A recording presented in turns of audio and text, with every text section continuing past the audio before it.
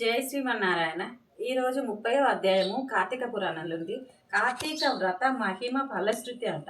అసలు మనం ఇన్ని రోజులు కార్తీక వ్రతం చేసుకున్నాం కదండి, దీపాలు ముట్టేయటము, దేవాలయానికి వెళ్ళాము. ఇన్ని రోజులు చేసిన మహిమ ఫలశ్రుతి అంట కార్తీక. అయితే నైమిసారణ్యం ఆశ్రమంలో శౌనకాది మహాములకు అందరికీ సూత మహాముని తెలియజేసిన విష్ణు మహిమను, విష్ణు భక్తుల చరిత్రములను విని ఆనందించి వేయినోళ్ళ కొనియాడేది. శౌనకాది మునులకు ఇంకను సంశయంలో తీరనందున సూతును గాంచి, ఓ ముని తిలకమా, కలియుగమందు ప్రజలు హర్షవర్గములకు దాసులై అత్యాచార పరులై జీవించుచు సంసార సాగరమును తరింపలేకున్నారు.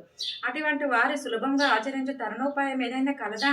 ధర్మములన్నింటిలో మోక్ష సాధన కనుకరించు ఉత్తమ ధర్మం ఏది? దేవతలందరిలోనూ ముక్తి నొసగు ఉత్తమమైన దేవరు మానవుని ఆవరించి ఉన్న అజ్ఞానమును రూపుమాపి పుణ్యఫలమిచ్చు కార్యమేది? ప్రతి క్షణము మృత్యువు వెంబడించుతున్న మానవులకు సులభంగా మోక్షం పొందగల ఉపాయం ఏది?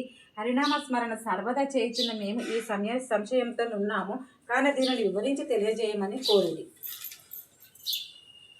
అంత సూతుడారా ప్రశ్నలు ఆలకించి, ఓ మునులారా, మీకు కలిగిన సంశయంలో తెలుసుకునదలసినవి. కలియుగమందలి మానవులు మందబుద్ధులు, క్షణిక సుఖములతో నిండిన సంసార సాగరము దాటుటకు మీరు అడిగిన ప్రశ్నలు మోక్ష సాధకము కాగలవు. కార్తీక వ్రతము వలన యాగాది క్రతువులు నచ్చిన పుణ్యము, దాన ధర్మ ఫలములు చేకూరును. కార్తీక వ్రతము శ్రీమన్నారాయణకు ప్రీతికరమైన వ్రతము. ఇది అన్ని వ్రతముల కంటే ఘనమైనదని శ్రీహరి వర్ణించి ఉన్నారు. ఆ వ్రత మహిమ వర్ణించుటకు నాకు శక్తి చాలదు. అంతేకాదు, సృష్టికర్తయగు ఆ బ్రహ్మదేవునికి కూడా శక్యం కాదు. ఆయనను సూక్ష్మంగా వివరించేదను. కార్తీక మాసమందు ఆచరించవలసిన పద్ధతులను చెప్పుచున్నాను, శ్రద్ధగా ఆలకింపుడు. కార్తీక మాసంన సూర్యభగవానుడు తులారాశి యందు ఉన్నప్పుడు శ్రీహరి ప్రీతి కొరకు మనకు ముక్తి కలుగుటకై తప్పనిసరిగా నదీ స్నానం చేయవలను. దేవాలయానికి వెళ్ళి హరిహరాదులను పూజింపవలను. తనకున్న దానితో కొంచెమైనా దీపదానమును చేయవలను. ఈ నెల రోజులు విధవ వండిన పదార్థములను తినకూడదు. రాత్రులు విష్ణు ఆలయంలో కానీ శివాలయంలో కానీ ఆవునెత్తో దీపారాధన చేయవలను. ప్రతిదినము సాయంకాలము పురాణ పఠనం చేయవలను. ఈ విధంగా చేసిన సకల పాపముల నుండి విముక్తులై సర్వ సౌఖ్యమును అనుభవింతురు. సూర్యుడు తులారాశి అందున్న నెల రోజులు ఈ విధంగా ఆచరించే వారు జీవన్ముక్తులగుదురు.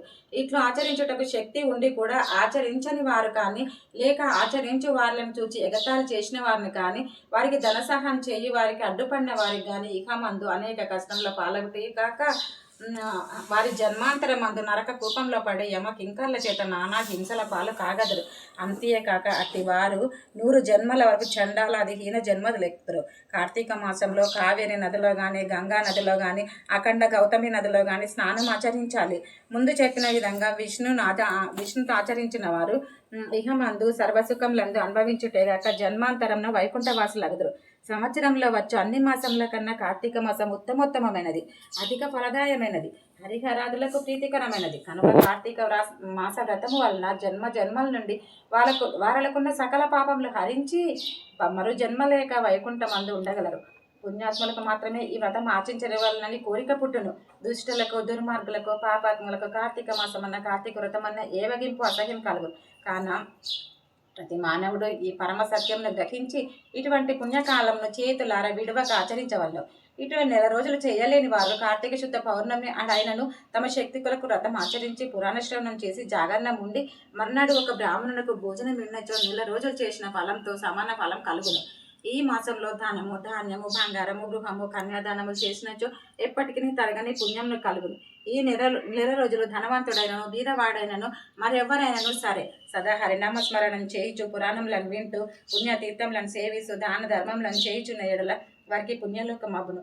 ఈ కథను చదివిన వారికి, వినిన వారికి శ్రీమన్నారాయణుడు సకల ఐశ్వర్యములు ఇచ్చి వైకుంఠ ప్రాప్తిని కలిగజేయును. 30 ఆఖరి రోజు పారాయణం సమాప్తం. సర్వే జనా సుఖినో భవంతు. జై శ్రీమన్నారాయణ. ఈ 30 రోజులు నిరాటంకంగా కార్తీక మాస వ్రతం చేసుకున్నాను. నేను కార్తీక దీపాలు వెలిగించి ఆలయాలకు వెళ్ళి కూడా పూజ, ఆకాశ దీపాలు అవన్నీ చేసుకున్నాము. చాలా సంతోషము. నేను 5 గ్రూపులలో పెట్టానండి. 5 గ్రూపుల నుంచి కూడా రెస్పాండ్ అయ్యారు అందరు జనాలు. మీరు చదవండి, మేము వింటాము అని అన్నారు. ప్రొద్దున్నే ఒకరోజు లేట్ అయిందంటే, కార్తీక పట్టణం చదవటం లేట్ అయిందనంటే కూడా మీరు ఎందుకు పెట్టలేదని కూడా ఫోన్లు చేసి అడిగారు. చాలామంది చాలా పుణ్యం చేసుకున్నారు. నాకు పుణ్యము, విన్నవారికి కూడా పుణ్యము, విన్నవారికి సకల ఐశ్వర్య సర్వసుఖ సంపదలు కలగాలని ఆ శ్రీమన్నారాయణ్ణి, ఆ కైలాసవాసుని నేను కోరుచున్నాను. ఒక చిన్న పాటతో ముగింపు చేద్దాం అనుకుంటున్నాను. కార్తీక మాసం ముగిసినది, ఈ సంవత్సరం కార్తీక మాసం ముగిసినది, ఈ సంవత్సరం కార్తీక మాసం ముగిసినది. ప్రొద్దున కార్తీక స్నానము చేసి తులసమ్మ తల్లికి దీపారాధన చే, కార్తీక పురాణ పఠనము చేసి ధూపదీప ఉపవాసములతో ముగిసిన మాసం కార్తీక మాసం ముగిసినది, ఈ సంవత్సరం కార్తీక మాసం ముగిసినది. శివకేశవులకు ప్రీతికరమైన మాసం, చీకటితోనే తులసికి ఉసిరికి పూజలు చేసి సాయంకాలం ఆలయ దర్శనం ఆకాశ దీప అభిషేకాలతో విలసిల్లిన మాసం కార్తీక మాసం ముగిసినది, ఈ సంవత్సరం కార్తీక మాసం ముగిసినది.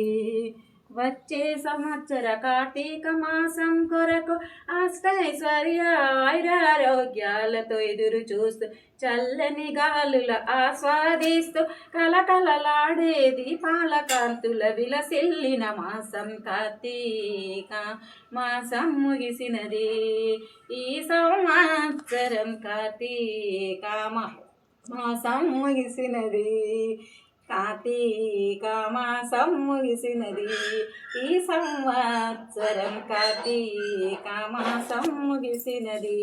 జై శ్రీమన్నారాయణ. అందరూ అష్టైశ్వర్య ఆరోగ్య సంపదలతోటి జీవితంలో నిండు నూరేళ్లు విలసిల్లాలని కోరుకుంటూ ఈ కార్తీక మాస వ్రతాన్ని ముగిస్తున్నాను. మళ్ళీ వచ్చే సంవత్సరం కలుద్దామండి.